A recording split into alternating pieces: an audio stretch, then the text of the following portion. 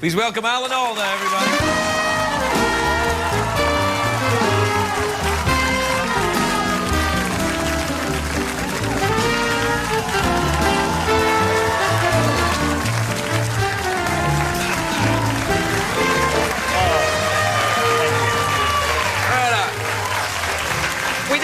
We didn't know whether to do the hug or not. I know. It's always, we've met, but yeah. it's not like we're that close yet. Yeah, so there's the hug. You know, we should have saved the hug till after we've talked. Yeah, well, I tell you what, we'll talk for a bit, and then we'll hug again. You know what? Yeah. Just before you break for the next segment. Yeah, we'll hug. Yeah. All right, but we'll have to do that thing when guys hug. They do that three taps in the back. Three hard pats. Yeah, the pats go, I'm not gay. That's right, what they say. Right. I'm not, that's what it means in sign language. I'm not gay. Yeah. That's right. And, but you got to say it out loud, otherwise it looks like, come over here. Yeah, well, sometimes it means come over here. Sometimes it does. Yeah, so you got to be... Congratulations on the Oscar nomination. Thank you. Good Lord. Good Lord. I know. It's fantastic. Yeah, it is. Now, you've been nominated for Emmys a lot of times, and you won Emmys a lot of times. Yeah. Is there a difference? It's been nothing like this. That's why I was so surprised at how excited I was. Everybody here seems very happy for me. And they are. I say seems because you never know. Sometimes people are just trying to get on your good side. Ah, well, yeah.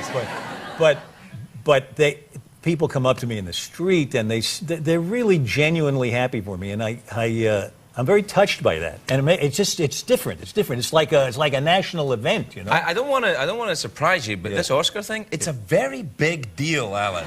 It's a very big deal. Well, I don't know. It's bigger than the Christmas parade down Hollywood Boulevard. Yes, it's big. Well, it depends on who you are. But you get nominated for being a senator.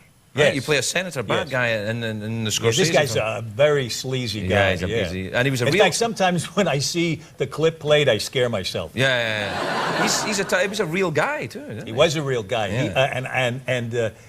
He was a senator in the 40s. A very powerful guy. Yeah. And I had never heard of him. I didn't. It was a long time ago. Yeah. So Scorsese asked me if I'd be in this movie, and I was so flattered, to be in Scorsese. Scorsese, And I was going to play scenes with Leo DiCaprio. Leo DiCaprio. A great actor, Yeah. He is a very good actor, isn't he? Underestimated, I think. He's wonderful. Yeah. He's magnificent in this movie. Yeah. So I felt so flattered. And then after I'm in the movie, they send me research, and I see a picture of the guy I'm going to play. Yeah.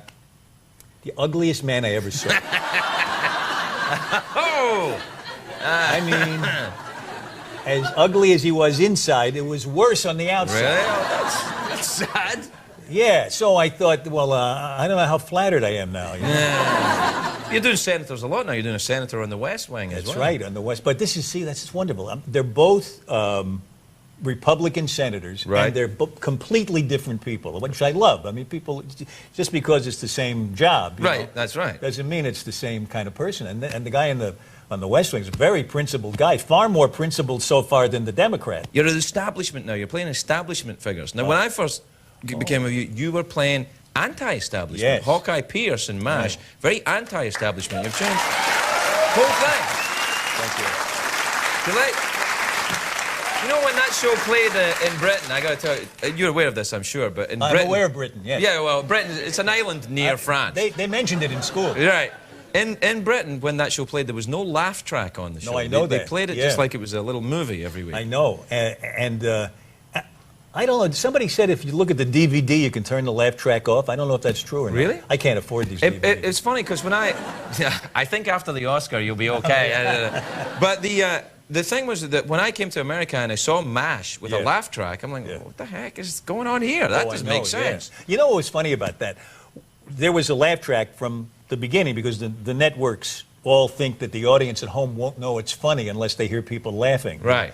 There's great respect for the American I know. mind, But we have real people instead. No, it's great. Yeah. Well, the funny thing was that the show apparently was funny enough that the people at home were laughing and they didn't hear the laugh track. And after about 3 years, somebody came up to me in an airport and said, "What is this? You put a laugh track in." Really? And it had always been that? They finally got to a joke that the machine thought was funnier than they did. And that was it? Yeah. And that was it. It's funny. Now, I always thought with Hawkeye Pierce and MASH, I don't know why, no one's ever backed me up on this. I mentioned it today when I knew you were coming on. People were going, I don't get that. What? I always thought he was a little bit Groucho Marx in there somewhere. Oh. Am I crazy thinking that? No, in one episode, I actually did an impersonation of Marx all the way through the show. Well, maybe that's where I got it then. Yeah. I don't know. But do you think of that when you're going into a role? Do you create? Do I pick actors to copy? Not necessarily actors to copy, but Yeah. I mean, like different I tried personas. Humphrey Bogart for so long, it just didn't work. That wouldn't work in MASH. No. I think sometimes the rhythm that it was written in sometimes came out, and I have a voice that sometimes sounds like Groucho Marx. Yeah. One time I was in a restaurant in Hollywood, and this guy, I hear this voice call out behind me, "Hey, MASH guy!" And I thought, I'm not turning around for this guy. "Hey, MASH guy!" This guy, if I turn around, I'm going to say something insulting. This is not a nice thing to do. Nice thing to do. I turned around, it was Groucho Marx. Did he say, "Why are you doing me on MASH," or no? He didn't get it either. No, he probably didn't think I was doing it. I don't think anyone thinks that. I think I'm the only one that thinks it. So you're okay. I'll never mention it again. No, I wish you wouldn't. Right. We'll take a break. Oh, we'll do the hug now. All right. We'll be right back with Alan Alda.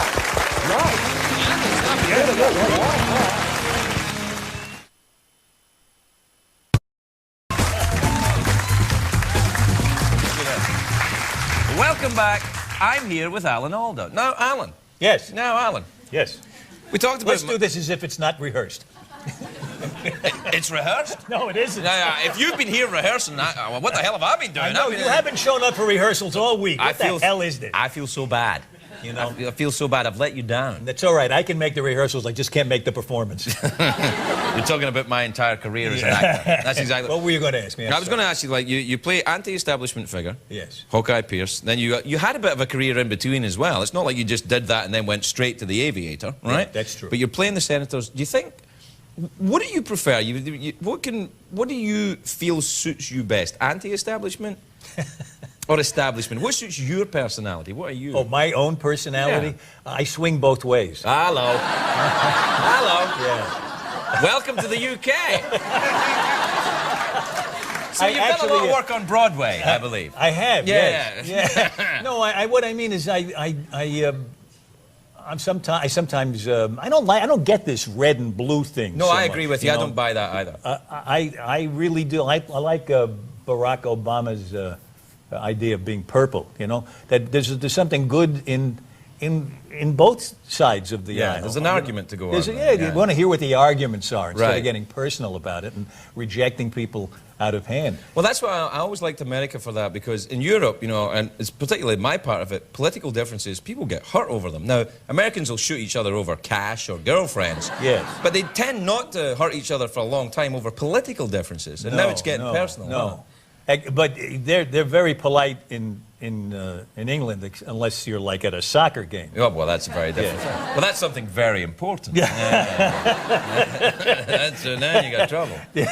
You get caught up in that? I kind of do. I not when I'm here. I got Super Bowl fever just before Super Bowl. You did. Well, is there something you can take for that? Yeah. It's picking the Eagles is what you can take for it. Then it goes away. I was for the Eagles, even though I don't know anything about it, because they were the underdog. Well, I was for the Eagles because they had the scariest looking logo. Oh, they did, didn't they? That eagle is terrifying. It is. It's more like a kind of vicious tyrannosaurus. Do you think it's like they pick a logo that will scare the other guy on the other side? Oh, yeah, I think so. Yeah. I think so. Although the Patriots have got that kind of Elvis thing. Yeah, but see, I was for the Eagles because I think patriotism is the last refuge of scoundrels. Ah! That was Dr. Samuel Johnson. Yes, it was. Dr. Johnson. Dr. Johnson. You know what I did once? I went to England and I took Dr. Johnson and took Boswell and some stuff that Johnson wrote, and we went in Scotland and in England, only to the places where they had lunch. And well, I got to tell some of the kids here may not know who Johnson and Boswell were. Oh, Johnson and Boswell had an act in vaudeville. Yeah, I got a big laugh from over here.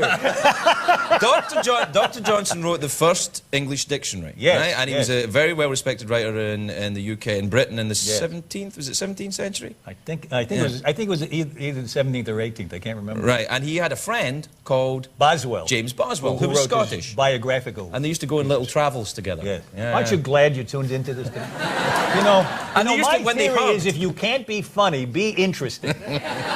Or just frighten them with literary writing. Frighten them, right. Yeah, frighten them. Who the hell are they talking about? But I think Johnson and Boswell used to hug and give 3 little pats. They did. They were the ones who began the 3 pats. Yeah. So what do you do now? You're going back to New York? As soon as I finish this next couple of shows on West Wing, I'm going back to New York to do Glengarry Glen Ross, the great Mammoth play on Broadway, with Liev Schreiber, alongside of Liev Schreiber and Jeffrey Tambor. It's going to be just wonderful. Back on Broadway, huh? Yeah, I love you act on the stage too, right? Well, not anymore. I'm just this, I'm this now. Whatever that is, this is it. This is like being on the stage. I mean, you have to relate to the audience a little. Oh, God, there's an audience there. I don't know. Listen, good luck with the play, and good luck with the Oscar nomination. Thank you so much. Thank you. Hello there, everybody. We'll be right back.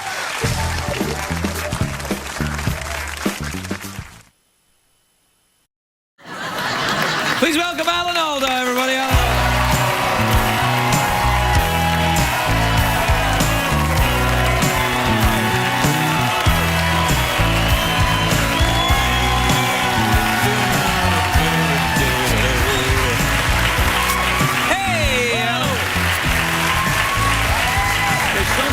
They're good, they're good. Thank you.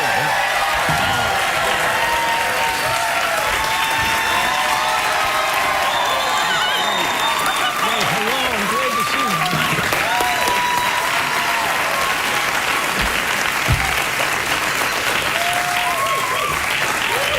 All right, that's enough. They seem very nice. Yeah. You went out and hugged them. Yeah, well, they seem clean, Did you pick that up when you were out discovering about chimps? They're going to hug people. No. Chimps hug, don't they? Do they ever? I had one punch me in the face once. Were you in a bar drinking with it? And then after he hit me, knocked me over. And he was just a little kid, And then he made some gesture, and they said it was like this. He went like this, and they said, "Oh, he's apologizing." That's apologizing? Yeah, it looks a lot like the punch. Yeah, it's close to the punch. Yeah. So that's watch out. I'm sorry, I was apologizing. No, that's okay then. I didn't know you were so chimp friendly. I didn't know you were into monkeys. Oh, they're not monkeys, are they? They're not monkeys. Not only are they not monkeys, I'm not into them. All right, yeah. Well, you know what I mean. Are you a big animal lover? Well, I like animals, yeah. But I have to meet a lot of animals. I've interviewed many animals on the science show. Oh yeah, I'm on the science show, of course. Yeah, you're very science. Like this one that you showed that clip from. That's on tomorrow night. And on that's the third of a 3-part series. And in this part, because it's all about what makes us human. Yeah. And they look in my brain in MRI machines to find out what makes us human. Do we think about poop as much as chimpanzees? I might actually. Yeah, I might. Do you really? No. Well, how much time do you devote to that? What, about poop? No, thinking about it. Thinking about poop? Not much, if I'm honest. Yeah, I went to a Catholic high school, and there was a priest who taught us who just every few weeks would say, the average adult only thinks about sex about 10 minutes a day. So you kids, you shouldn't be obsessed with it. So I would think to myself, well, I'll get my 10 minutes in now.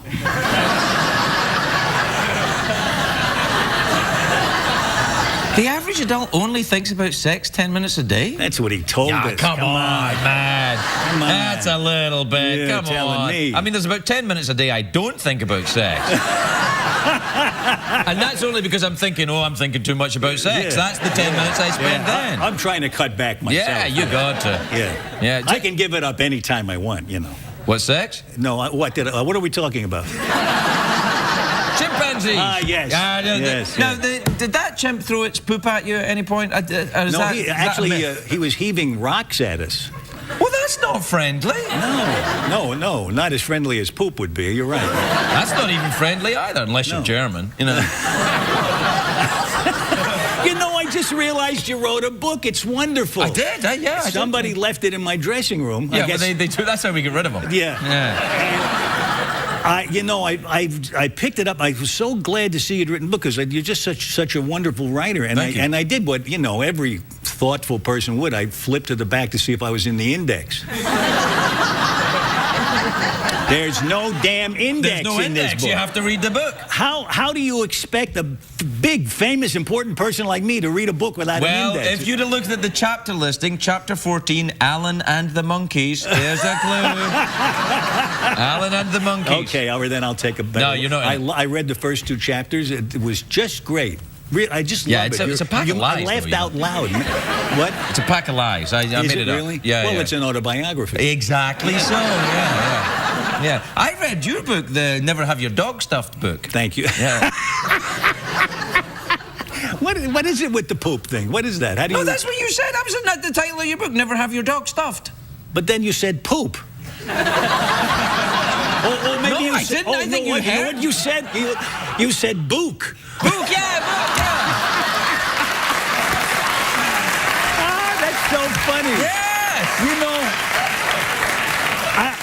It's a good thing sometimes, like you go back over and you call back on the joke because that's called recycling. I'm very green. Because for about the first 5 minutes, I didn't know what perky was. Oh, perky. Oh, you know what perky is. Perky. You know what perky. Chimpanzees, they're perky.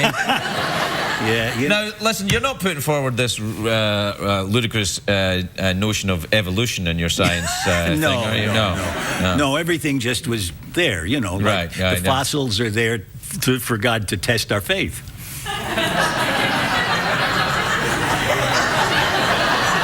Sailing into a bit of trouble here, Alan. Hey, have you got a science program about space? No. You want to do one about space? You want to get your monkeys, send them into space?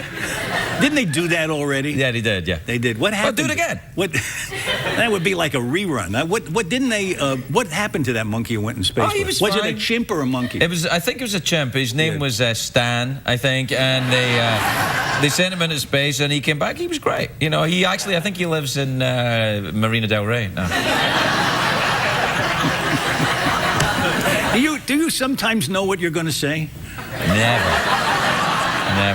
I figure if I keep talking, somebody's going to give me $30 million to shut the hell up. You know what's great? I was thinking that one of the things that's supposed to make us humans that the scientists told me, one of the essential things is that we read one another's minds, that we're always watching to see how we're doing with the other person. I kind of thought you were going to say that. Yeah.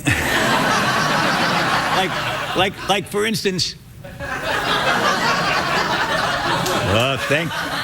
Thank God I'm not on NBC, eh? Yeah. What about?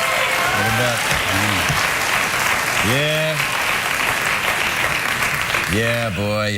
That's something. All of that, isn't it? Do you follow that kind of thing? Well, it seems it's funny to me that it gets so much attention. I know, that's what I thought. don't get it. What the hell? And I wonder how it. I mean, as someone who does it professionally, or nearly so. Nearly, very, very nearly. I wonder sometimes how it must affect them. Before they go on. First of all. Are people going to laugh at somebody who makes $30 million a night? Whatever. I hope one day to find out. That was a good joke about take the $300 million and buy a house. I like that. Yeah, no, it's true. I do that. Yeah. Hey, you know what? We're out of time.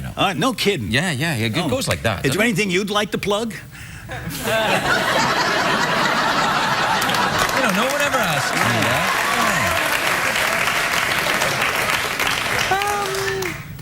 No. Well, your darn book is real good. I don't want to plug it though. That's unseemly. No, it is unseemly. When the publishers get mad, they say, "Plug it on your show." I'm like, "Come on." No, that would be hard to do. Guys. Yeah. So you should go on Jay Leno and plug it there.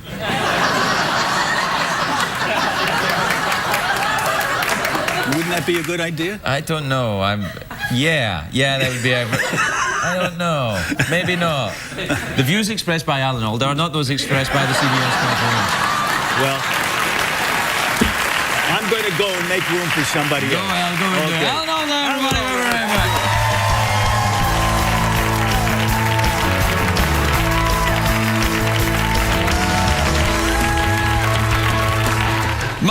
My first guest tonight is an awesome actor. He's in a new movie called Tower Heist, which is in theaters now. Take a look at this.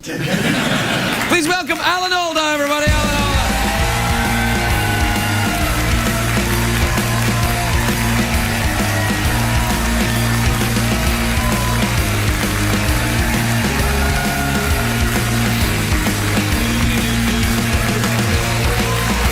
There you go. There you go. Ready? There you go. How are you, pal? Fine. You look sensational. You look like you just had a vacation or something. You know, when I really did look good, nobody said you look great. Wait, I did. I said it to my TV screen, but you couldn't hear me. No. You do look great. You look like rested and slightly tan.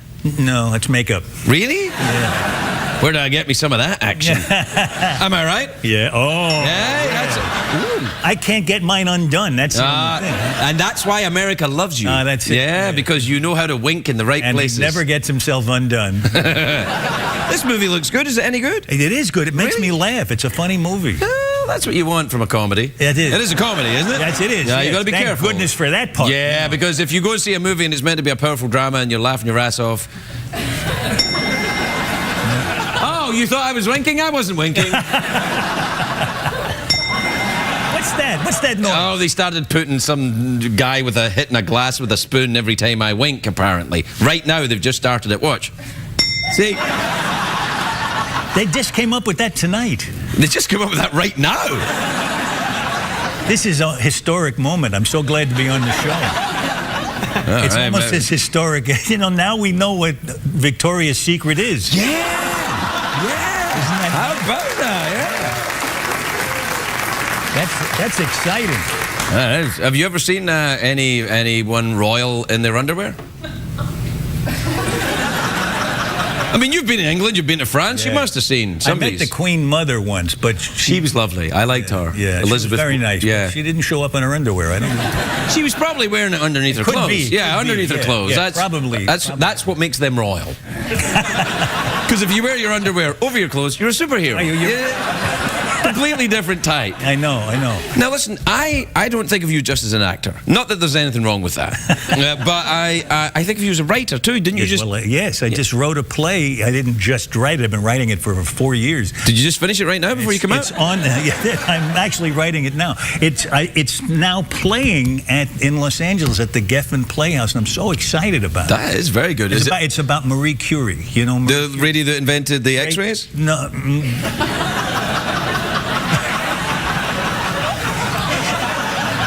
Hell? She was one of the world's greatest scientists. That's what I meant. Yeah. Yeah. Wait a minute, wasn't she French? Well, actually, she was considered a French scientist, but she was born in Poland. She had a lot of trouble from that. They got mad at her at one point and then called her a foreigner. And she got into a lot of trouble. Really? The play is just for being Polish? Yeah. Partly. Yeah.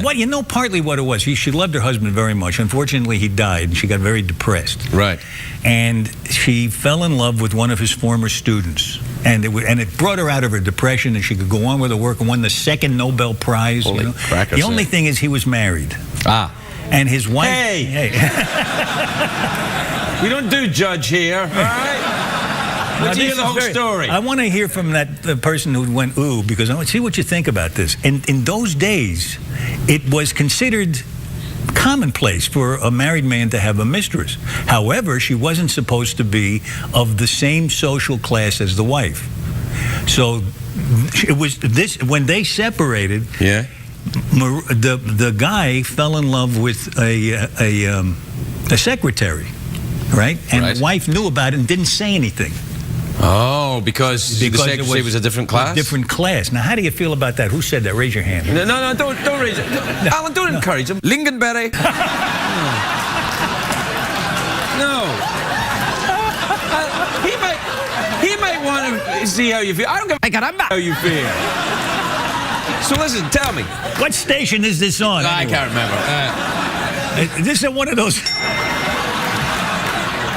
really local access shows. Yeah. No, why did you become obsessed with Marie Curie? I'm obsessed with her. I'm in love with her. She's my hero. I really is. Right, are you a big science buff? Well, I am a science buff, and I was going to write an evening of letters that actors would read about Marie Curie, her letters, right? Because they were probably very interesting, I thought. And then I found out that the letters are in the Paris Library. Right. And they're still radioactive. Oh. Well, you probably want to leave them for a bit. Well, I switched. Yeah. I switched to Einstein after that. Nice, it's a good idea. Yeah. Yeah, but I got I was so taken with her life that I decided I wanted to write a whole play about her. You know, and hardly anything in the play is radioactive. But you know, I sorry, I didn't mean to touch. No. You went right ahead. You just went, but you know, and then you went straight for my junk. What's going on? What's your secret? So, what were we talking about? Something? Yeah, probably. We were talking about one of the greatest scientists who ever lived. I asked you if you were a science buff. You said, and then you started playing with my shirt. And then, do you watch the Mythbusters on TV? That's my big science show. You like that? Yes, I do see them occasionally. Yeah, yes, no, I like them. Yeah, they're smart guys. They're scientists, you know. Yeah. Do you ever think about doing that instead of acting, like back when you were a kid? You know, not long ago. No, I did a science. I did a science program for 11 years on PBS where I acted smart. Oh, yeah, of course you did. Yeah. Yeah, and I love everyone in PBS, people assume you're smart because you're on PBS. That's right. What they don't know is you're broke because you're on PBS. Listen, now that I'm a playwright, I need the cash. I'm looking forward to the $50 prize at the end. Oh, you want to go for the prize? Yeah, oh, yeah. We'll do it now. You brought it up. God, this is so good. All right. Big cash prize. Wow. Real cash. Real cash, single dollar bills. That's good. I need singles because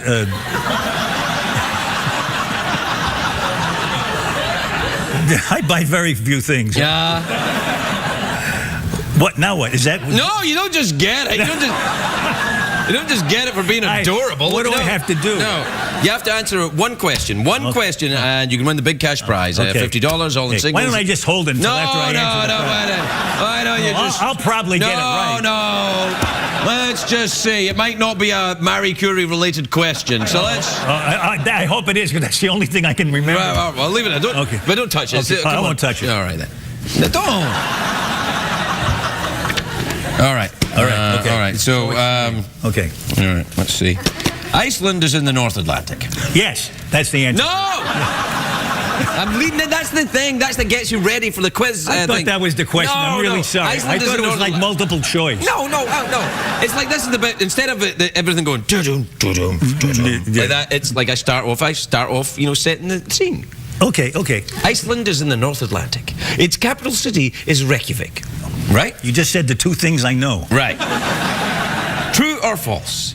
Butterflies actually taste with their feet. Could I just ask you one just little question out of curiosity? What the hell does that have to do with Iceland? Wait. Hey. Everybody, shut up, especially you. It doesn't have anything to do with Iceland. It's the actual question. The part about Iceland was setting the scene. But the scene is somewhere else. I don't even think they have a butterfly in Iceland. It's too cold. That's just where you're wrong. They're famous for the björkfly. Okay, now, all right. You want a true or false answer on that? That they taste with their feet, but it's very weird with it. I'm going to cover up the answer, but it says they taste with their feet, now with their mouths. Not with their mouth or now? Oh, it probably means not with their mouth. Now with their mouth. But I think it was taste with their feet. They used to tace with their feet. Now they use their mouths. Yeah. So they were like, this is not working. What do you think? Okay. So taste with their feet, not with their mouths. So because you asked me a crappy question, I get the 50, right? No, but you got a 2-to-1 chance. I mean, it's true or false. They taste with their feet or they don't. Well, wait a minute. You just gave me the answer. No, I gave you the spelling mistake and They taste with their feet and not with their mouth. You're right. Here we go.